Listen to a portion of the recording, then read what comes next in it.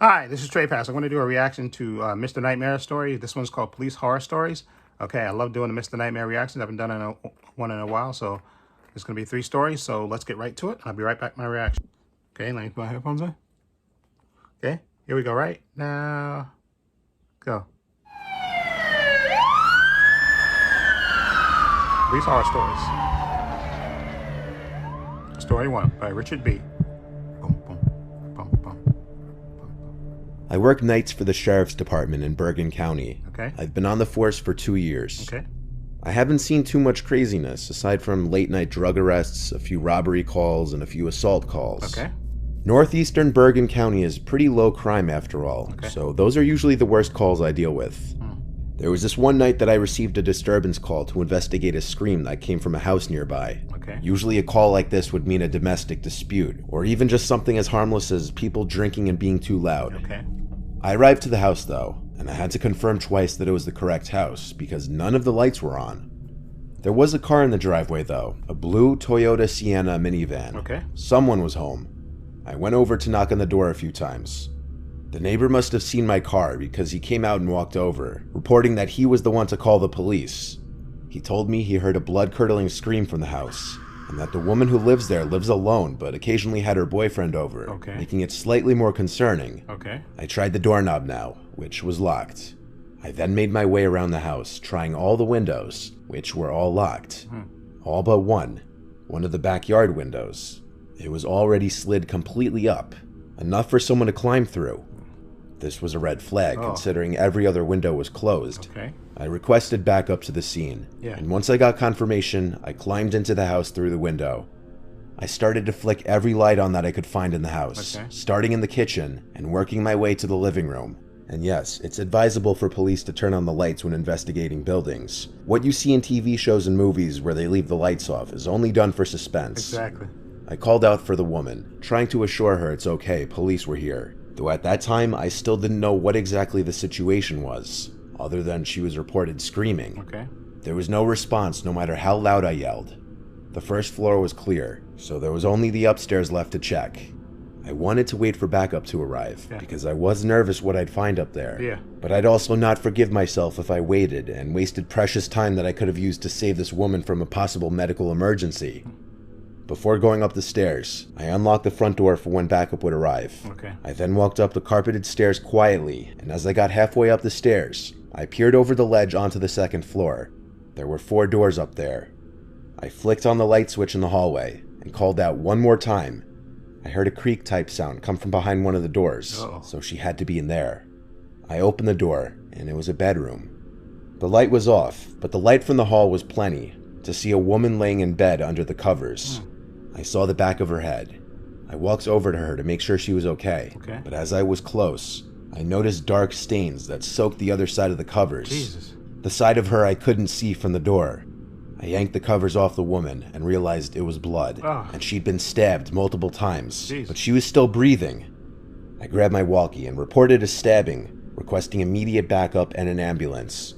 The creak I heard moments before suddenly made no sense if this woman was in bed like this. And given she was unconscious, someone placed her in the bed most likely. I did a 360 in place, looking around the room. There was a closet. It was instinctively the first place I'd think to look. I had my gun drawn and had my hand on the doorknob for 5 seconds, gathering the courage to yank the door open. When I finally did, there was no one inside. I turned around again to look at the bed, at the bleeding woman. Then I thought, the bed. I got on my knees to be level with the bottom of the bed. I yanked the bed wrap covering the bottom of the bed up, and I was then eye to eye with a man wearing a face mask covering the lower half of his face. Jesus. I shrieked and yelled, "Show me your hands." He slowly raised his hands above his head as much as he could. Jesus. I got up and told him to get out from under the bed slowly, made sure he wasn't holding the knife. I had him stand in the corner with his hands up until my backup came. I wasn't about to try and handcuff him in there alone, when he could have any weapon on his person. I told backup to meet me upstairs, and when they entered the house, I called up to them. Only then did I place the man under arrest. An ambulance arrived not too long after, and the woman was rushed to the hospital, and she managed to survive being stabbed 6 times. Jesus. The man who did it was in fact her boyfriend, which I didn't find too surprising, honestly. Jesus. The man had found out that she cheated on him with his friend, Jesus. and when he called her about it, she broke up with him over the phone. Jesus. And this must have caused the man to snap. I'm just very thankful the woman survived. Jesus. Whoa. Story 2, Anonymous.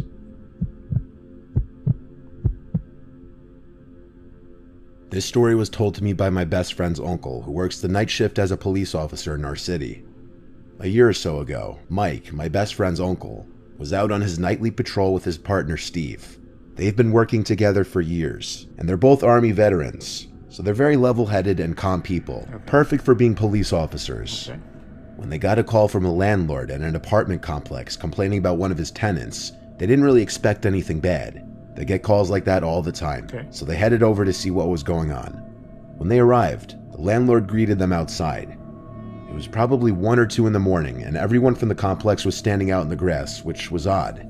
The landlord approached Mike and Steve and started to rant about one of their neighbors being crazy and turning all of the water on in his apartment. Apparently he was some guy in his 30s, and he'd been acting weird lately. Mike could see that there was water seeping out from the front door to the place and decided they had to go in and do a welfare check on the guy. When they walked in, water was pouring down the stairs and clearly flooding the building, which meant that this water had to have been turned on for hours to cause this kind of damage. They climbed to the second story and knocked on the door where the water was gushing out from. The landlord told them that the tenant's name was Adam, and so they pounded on the door calling his name. No one answered for a couple minutes, and so they decided to break the door down. When they did, they spotted Adam standing in his kitchen. All of the sinks, the shower, and the toilet from the bathroom, and a hose from outside were gushing water everywhere. Adam was standing there shaking. His eyes were wide, like he was terrified to move. Adam, what's going on? Are you all right? Mike asked, while his partner Steve walked further inside to check everything out. Steve walked into the bathroom to turn off the water and to make sure no one else was in the apartment. Mike slowly approached Adam, who seemed terrified because he was shaking so much. He didn't even look at Mike as he approached. Again, he was asked what was wrong, and he finally stuttered out that there are people in the walls. Mike didn't hear what he was saying at first, but as he got closer, Adam started to hear it over and over, louder and louder. There are people in the walls, until he was almost screaming it, getting himself worked up. Steve walked into the bedroom next and was clearing the room when he checked the closet and noticed something as he turned on the light. There was a very faint line that ran across the wall. At first he didn't think anything of it, but then he heard what Adam was screaming, and a sinking feeling hit his gut. The more he stared at it, the more he realized that the line was in the shape of a door cut out of the wall. It clearly wasn't meant to be there. Mike was about to lead Adam out of the apartment when Steve suddenly called to him, "You better take a look at this." Mike went into the other room to see Steve pointing his gun at the wall in the bedroom, clearly freaked out. They both approached the door, guns raised, while Adam started to cry in the back room. Steve quickly pulled a piece of wall back, and they both froze when 3 sets of eyes stared back at them. 3 people were pressed together in this tiny space in the wall, their faces painted in weird patterns. Both Steve and Mike ordered them out and handcuffed each one. By that time, backup had arrived, and some other police officers got Adam out of there. They led the 3 downstairs and sent them off to jail. Mike and Steve were deeply disturbed by the whole exchange. It was only made worse when a couple months later, they found out that the 3 people on the wall were from some crazy cult out in the woods. They were trying to get Adam to join them. They preyed on him because they knew he had a past history of being mentally unstable. They were trying to scare him. He turned on all the water in an attempt to flush them out of his own home. To this day, Mike and Steve say that this was the most disturbing call they've ever been on. Sounds disturbing too. Story 3, the big EV.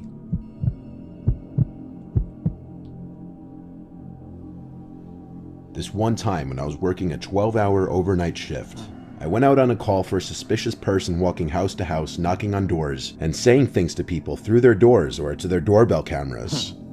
I arrived to the man's house who called it in, and he explained better in person that it was a middle-aged woman with long, wiry hair holding something behind her back, going door to door yelling at people to open up and mumbling to herself.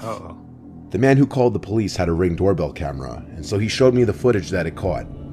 The woman came up to the door, looked at the camera for a few minutes, literally, then pressed the button. She started speaking into the mic of the doorbell, and the homeowner started talking back through his phone, starting by asking who she is and what she wants. She kept saying, "Open the door, she needs blood," and would smile and cackle each time she said it. Jeez. When he threatened to call the police, she laughed and started basically punching the door and trying to remove the Ring doorbell camera from the wall. Jeez. It was impossible to tell if the threat of calling the police is what eventually got her to leave. But when she did, the man saw that she went to the house next door. This was when he actually called 911. The footage was absolutely bone-chilling. It was like a scene from a scary movie, and it wasn't possible to tell what she was holding behind her back because of the creepy way she backed away from the door to the sidewalk, still facing the doorbell camera the entire time. Jeez. There were 2 or 3 other units on this now, driving around the area trying to find the woman. It was basically a mini manhunt now, and the description being used was possibly armed and dangerous woman. Yeah. I checked the nearby houses on foot really quickly, then got back in my car and started patrolling the area as well. Yeah. None of us could find the woman, and then we got a report of a breaking and entering nearby. Uh-oh. Someone had called 911 to report that someone had entered their house with a weapon, and the caller was hiding in their bedroom upstairs. Oh. The caller also had a doorbell camera and was able to see the woman entering the house through the front door, but not before looking into the camera for a few moments again. I arrived to the house just about the same time as another unit. Yeah. Entering the house was easy, as the front door was left unlocked, of course. We had to enter with caution, though, with guns drawn, because we didn't know how dangerous this woman was, or what she could be armed with. Good point. As we entered and the foyer was clear, another officer and I shouted that the police were here, and we ordered the intruder to come out with her hands up. Yeah. Then there was a scream for help from upstairs. Oh. My adrenaline was rushing, as it does in any situation like this involving armed suspects. Yeah. We ran up the stairs and followed the screams for help. They led us to the master bedroom. The husband unlocked and opened the bedroom door as we got upstairs, the husband of the couple sitting and hiding in there. They hadn't left the bedroom since the woman had entered the house, and they said she had been clawing and banging at the door only a few minutes ago, and that they didn't hear her leave, let alone even go down the stairs. We had to check every other room in the upstairs for her, and in one of the corner bedrooms, in the pitch blackness, we heard a cackling sound. Not being able to see her, but to hear her, was downright spine-chilling. Turn the lights on. I flicked on the light to the bedroom, and she was there sitting on the bed, already looking at me and smiling. She had a huge knife in her hand, and there was blood soaking the bed sheets that she was sitting on. It was her blood. She had just cut one of her wrists. She started saying exactly what she was saying on the first guy's doorbell camera, that she needs blood. Jesus. We didn't know who she meant, until noticing the little doll sitting between her legs. It was a little girl's doll, covered in the woman's blood. We yelled at her to drop the knife with our guns drawn on her. She just laughed and kept saying what she was saying. Jeez. There was clearly something very wrong with her, and reasoning with her didn't seem like it would be possible, but we tried anyway.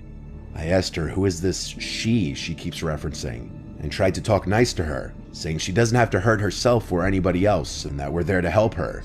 But as she continued to stare at us, mainly at me, and laugh and keep muttering barely understandable sentences, I got increasingly nervous. I had my gun aimed at the giant knife in her hand, contemplating shooting it out of her hand, considering if that was a viable, safe option. But neither of us were expecting what happened next. The crazed woman sprang off the bed and made this growling sound as she was about to lunge at me and presumably attack me, as her knife was raised in the air. I reacted the only way I could in the moment, and I shot at her twice, both times hitting her in the arm, as even though I was still trying to have my sight aimed on the knife, I wasn't expecting her to just jump up suddenly. She dropped the knife and started to scream and cry as she grabbed her arm. We took this moment to subdue her and place her in cuffs. We had to get her an ambulance immediately before she'd bleed out. From the hospital, she'd later be transported to a local jail, and she was later found not guilty on all charges by reason of insanity. She's currently a patient at a mental asylum in my city. The horror that every party involved in this incident had to go through was unimaginable. Jeez. From all the people who were scared to open their doors, to a crazed woman welding something unknown behind her back, to the couple that actually almost fell victim to her in their own house, to myself and the other officer that were on the scene before she was in custody. It was the scariest experience of my 10 years being a police officer. I can imagine. Oh, it's crazy. Oh, crazy. Just nuts. Okay.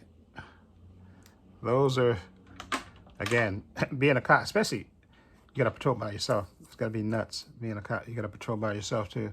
It's got to be nuts. The first story with the boyfriend killing the girl. Oh, well, almost trying to kill the girlfriend. Thank God the neighbor heard the scream and called the cops and stuff. Because I didn't know if he was gonna finish her off or whatever. Because he obviously stabbed her a bunch of times. Then I guess when he heard the cop coming, he hid underneath the bed. He didn't have time to get out. But Jesus, yeah, you don't exactly. You never know what's gonna push somebody over the edge. Like I said, she apparently cheating on him, but that's still no reason to kill somebody. You just break up with them and walk away.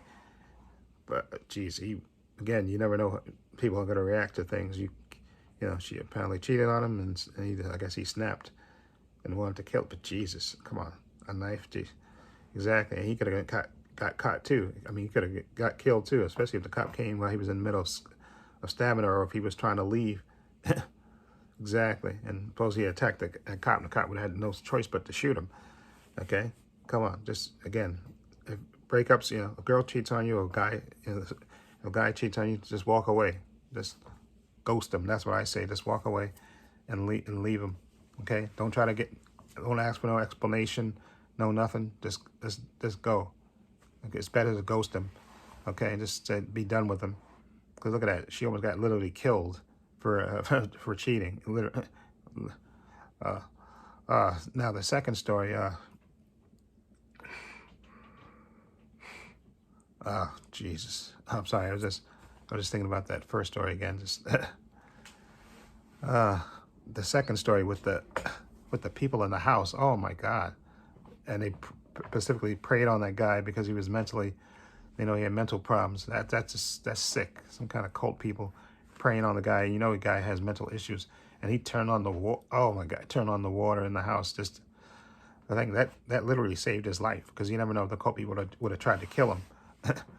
Yeah, if he wouldn't have joined, maybe they would have tried to kill him, or use him as a sacrifice or whatever.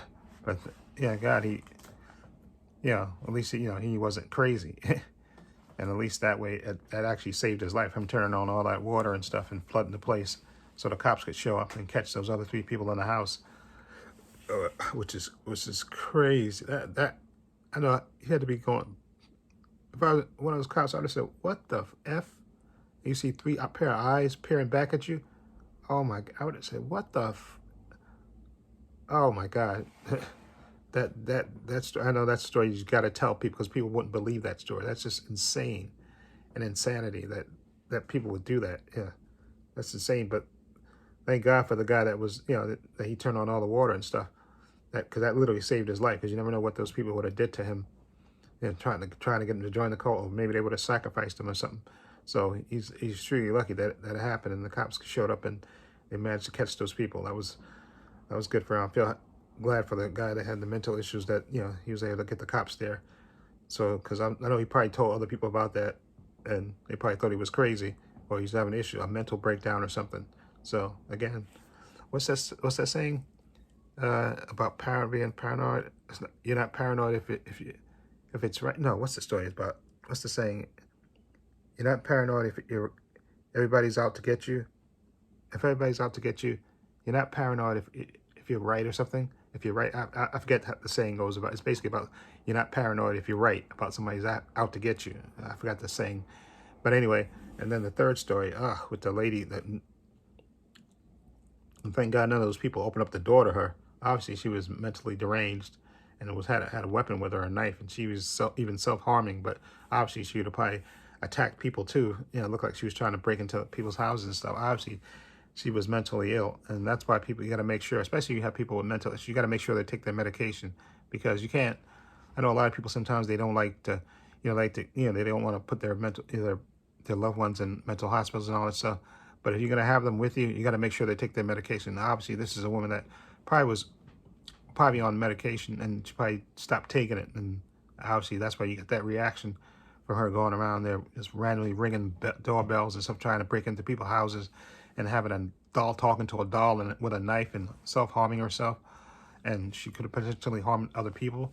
So that's why if you're gonna have people, you make sure they take their medication, and as soon as they stop wanting to take their medication, because you get people that say that, oh, the medication makes me, I don't feel good with the medication. You make sure they either adjust their medication or put them in a hospital or something. Don't let them run free, because they'll wind up either hurting themselves or hurting somebody else. And I think that's a very important point about that, especially about mental illness. You can't let people, because I know people don't, they want to take care of their family members and don't want to lock them up and stuff. But you got to make sure they take their medication and do it right, and make sure they're, because the medication keeps them even and stuff, and they stop taking it, and then they'll stop bugging out and flipping out.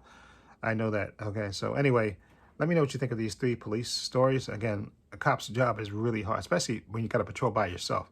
I think that's got to be the most dangerous thing ever, because you never know what you're going to come upon. That was 3 different stories. Like, one guy had to go to a house. He found out a woman had got stabbed by a crazy boyfriend that she dumped, that she cheated on, and the guy could have potentially killed the cop. Again, the second story with the 3 crazy people in a house. In the house, trying to drive this guy crazy. And then the third story with this mentally ill woman. So you never know. There's 3 different scenarios that, again, I think, especially when you want to be a cop, you gotta make sure you're mentally, because you never know what you're gonna run into. You gotta be, but even if you're strong mentally, I think these 3 stories can freak you out. Anyway, let me know what you think of Mr. Nightmare Stories, police stories. I'll leave a link to Mr. Nightmare's channel in the description box. You can check him out. Love his channel. Love his stuff. Also, I have links to my Facebook, my Twitter, my Instagram. Also have a link to my other channel, Pub Views and Opinions, if you check that out as well. Also have a link down below to my Patreon. I want to say a special thank you to my patron. His name will appear in this video somewhere. I want to say thank you for supporting me. Also, my patron's only $5 a month. I have tons of content on, tons of unedited TV show reactions on there. I got everything from The Flash Season 8, Titans, Doom Patrol, Superman and Lois, Stargirl, WandaVision, Loki, Hawkeye, Moon Knight, What If, okay, The Mandalorian, The Book of Boba Fett, Obi-Wan Kenobi. Follow the link below to the Patreon. Check it out. Also, give this video a thumbs up. It helps the channel, and I truly appreciate it. Also, hit the subscribe button. Hit the notification bell so you know when I upload new content to this channel. And this is Trey Pastor saying so long, and take care.